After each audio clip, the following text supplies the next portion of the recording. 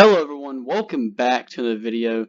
Today we are doing a review of the XM-1 General Motors.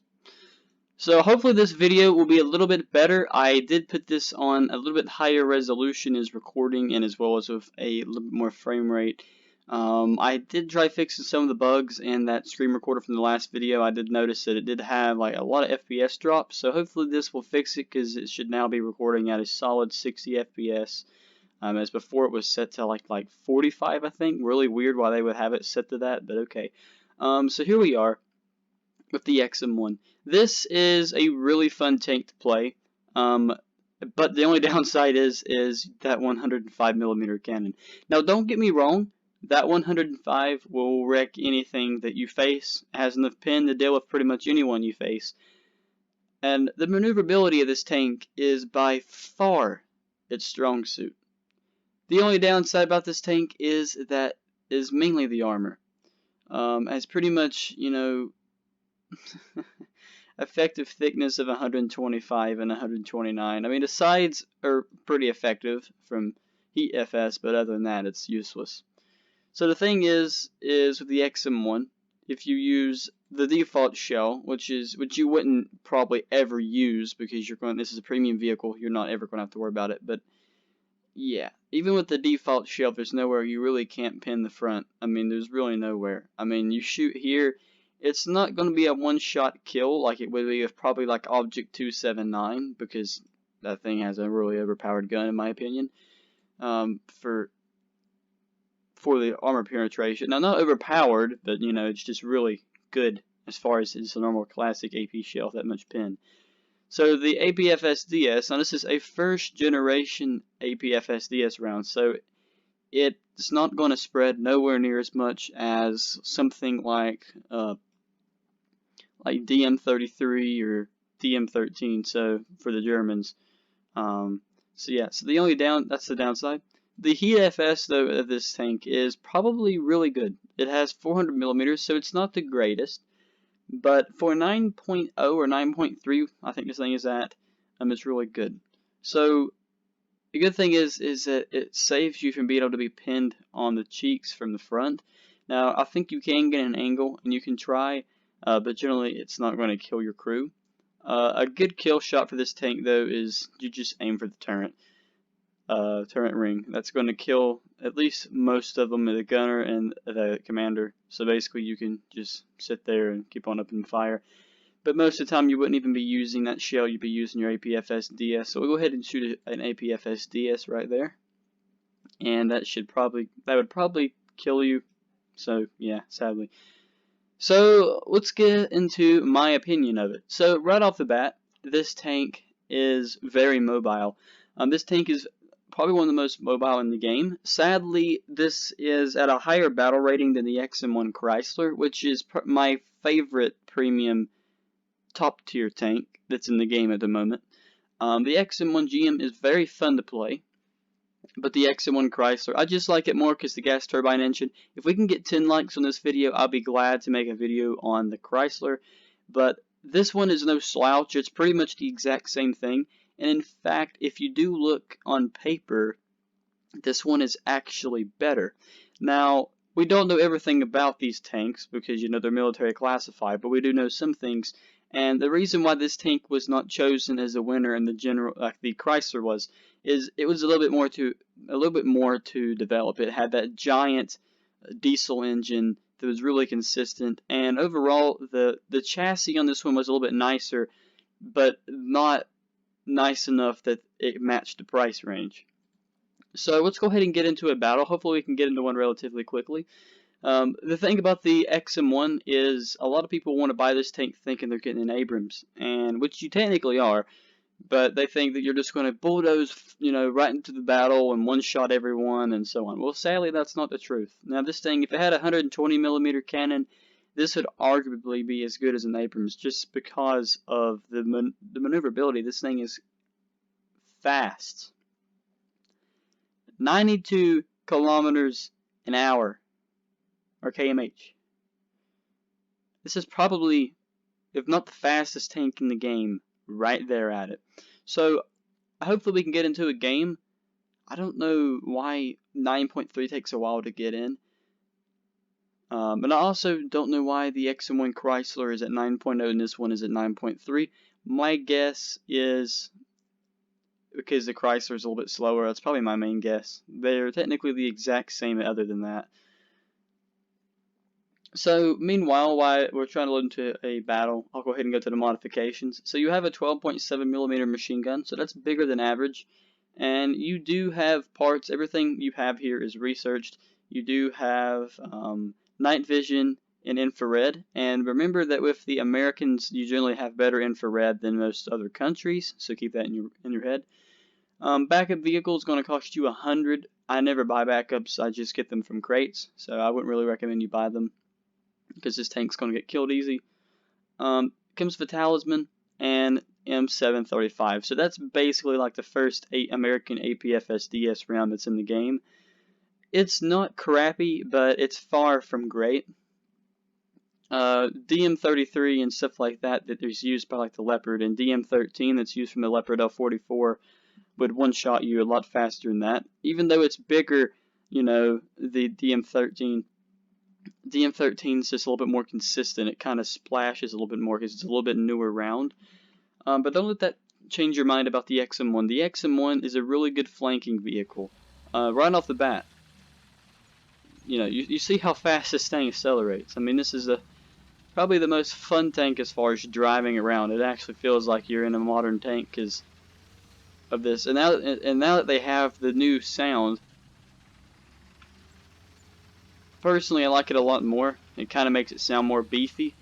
As before, the engine kind of sounds really similar to that of the T-29, and it kind of sounded like you were getting a ripoff because you were buying, you know, the same tank with the same sound, except in a higher battle rating.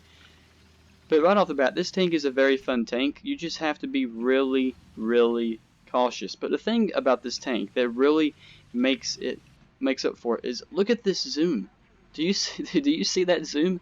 I mean, you can zoom halfway across the map at someone. So the infrared, I don't know if I can actually activate this. Hopefully I can. I don't have it set up, but the infrared, I have it set up on my main account. But the infrared we don't really need in this game. But infrared is very good in realistic battles, and if you have a top tier tank that doesn't have it in that, especially starting at probably 8.0 or 8.7, if you don't have that, you're really missing out. Also, another good thing is look how fast this turret is. This turret is really fast, and this is not even an ace crew. This is, I think, the default crew, or maybe the expert qualification. The reason why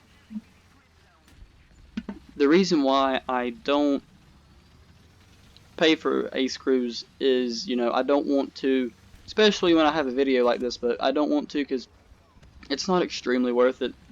I mean, it would be if you really want to play this thing to grind, but I didn't, so yeah. So we're going to have to take out this Type 74, hopefully we can get it.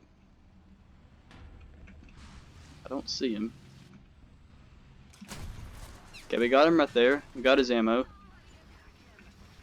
But you see how good this thing is as far as how fast this thing is at backing up. This thing is a jet. I mean, this thing's pretty much a jet.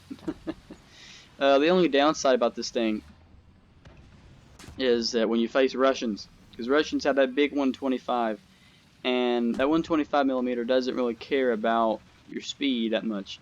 So yeah, but this thing, really though, the good thing about it is you can fire and back up and get out of the area before, you know, a Russian tank can be like, hello, you there? It comes around the corner and you're halfway across the map. I didn't see him. Yay! Okay, so there you go. So you see that this thing does not have armor. This is pretty much, it's kind of like the Object 120. It's kind of a glass cannon. But DM13, though, as you can see, it just splashes a lot more intensely. So it did take us out of the game with sadly only 1 kill. But we can go ahead and get into another game. We'll see how good we do there. And yeah. Let's go ahead and try to get into another game, and while we're loading in, I'm going to go ahead and go back over the ammunition. So you do get M39, or I'm going to like M393A2, which is basically a high explosive shell. It doesn't have great penetration, but if you're playing like in custom battles and shooting Shermans and stuff, it's really fun because it's, You know, it's a big explosion when it hits, and it's kind of a cool thing to see. This is probably your best shell as far as when you're fighting Russians. If you're fighting Russians, I recommend this shell over the APFSDS just because you don't have that much pen. You have 353, which is good, but it's far from the best at the tiers at that battle rating of 9.0, and you can pretty much go to 10.3. Now, you don't play with top tier tanks as much, but you can get into a game with them, even though they are at 10.7. I've gotten games since the last update with 10.7 tanks, so just keep that in mind. So I'm trying to see what round the smoke has. So smoke doesn't have any pen, I don't think. I wish they would say smoke had penetration. I mean, I know it probably doesn't, but it would be cool if they actually said it had 100 millimeters or something. Personally, I just think that'd be kind of cool, just because it would allow a lot of the players to be able to do it. So I don't know why when you're loading in the game you can't look at the X-ray. Must be something to do with it messes something up. You also have two 7.62 millimeters and a crew replacement. Laser rangefinder is very helpful, but sadly on this account I didn't set it up because I did have to delete and reinstall War Thunder a few months ago, and I haven't really played it that much on this account, so I haven't really dialed the stuff in. But really, I would say you don't need to have the rangefinder or other stuff to enjoy the gameplay of this tank. This tank is really fun to play. The only downside is the armor. The maneuverability is its strong point, and the only downside is when you're at top tier, pretty much all tanks have maneuverability like that. But what does separate it is that big engine that does, instead of it being a gas turbine and alerting everything, it's a little bit more quiet. So when you're driving around trying to shoot people, people don't know exactly where you are, and they don't fear you as being a Russian and take a really big counter spot to try to fight you. Oops, I'm sorry about that, SU-122. So I think we may be in a down tier of this game. We have an XM-1 Chrysler. We may be able to run up against him. Yeah, so we just have the XM-1. So let's see if the XM-1 Chrysler can do. As I did say, I would make a video on that if we can get 10 likes on this video. I just wanted to make sure that we can get some good videos out. So we do have an XM-1 General Motors over there, flying around the map. We need to try to see if we can. I really need that. This is a map that you really need that rangefinder and the infrared spotting. I didn't use it. So yeah. Trying to see if we can get through here. Okay. That T-55 AM1. I really want to take him out early game. I think I can if I can get that. Okay. We got his, I don't know who that is. I think it's his commander, so I'm going to take cover.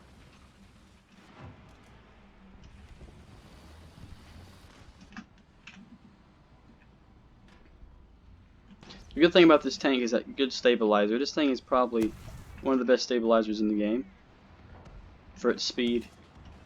Okay, we need to take some cover. I think that XM1's the one firing at us. I'm going to try to take some cover and get out of there. Good thing about this back speed.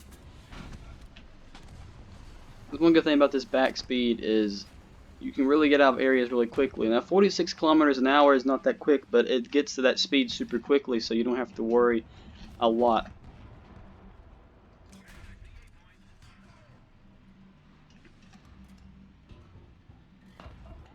I'm going to try to get him there. That should kill him. There we go. Try to get this T-30. We can get his driver there. Yeah, we got his driver. Okay, so now he's stuck. Alright, let's see if we can get this guy. I don't know exactly. I haven't played the XM-1 in a while, but this tank is a very fun tank to play. It's probably one of the most fun tanks in the game.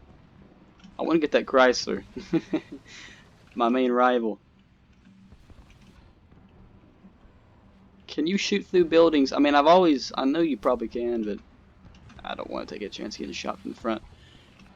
We must be in some relatively of a down tier, because I'm seeing a lot of down tier tanks. We're going to try to hurry up and get over here. Hopefully we don't get sniped. This tank is definitely probably one of the fastest in the game, if not the fastest. This thing, as far as accelerating, you think this thing would be a gas turbine as fast as it is, but it's not.